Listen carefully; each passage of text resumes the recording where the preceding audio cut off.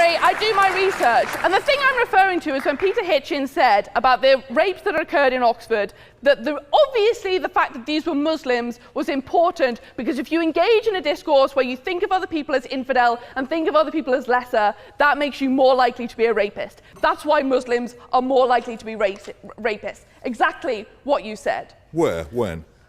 2013. Look it up. You wrote it. Google it. I didn't. Right. Okay. You got the wrong person. problem is that this is. I mean, obviously, I did my research before the rape. That's just moronic to say that I didn't. Check it yourself. You should remember what you write, especially when it's that offensive. You should get a new search engine. The reason is that this also leads to harm, right?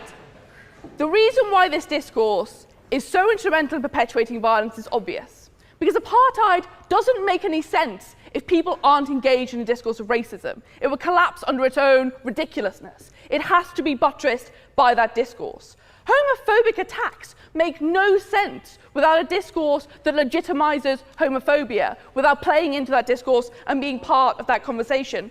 Transphobic attacks make and all of the trans women and trans men who die in this country and other countries makes no sense without the discourse that Brendan O'Neill specifically perpetuates when he refuses to recognise their chosen gender identity.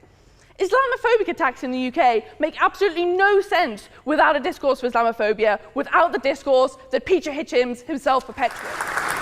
Peter Hitchens, when you write that a discourse of Islam is what causes Muslim men to rape, you are engaged in a discourse of censorship. You are saying that the discourse of Islam is something that is wrong, something that should not be allowed, something that you object to. Yeah, go for it. Is it not true that to have a different opinion isn't the same as telling other people that they shouldn't have or they can't have that opinion? Absolutely not.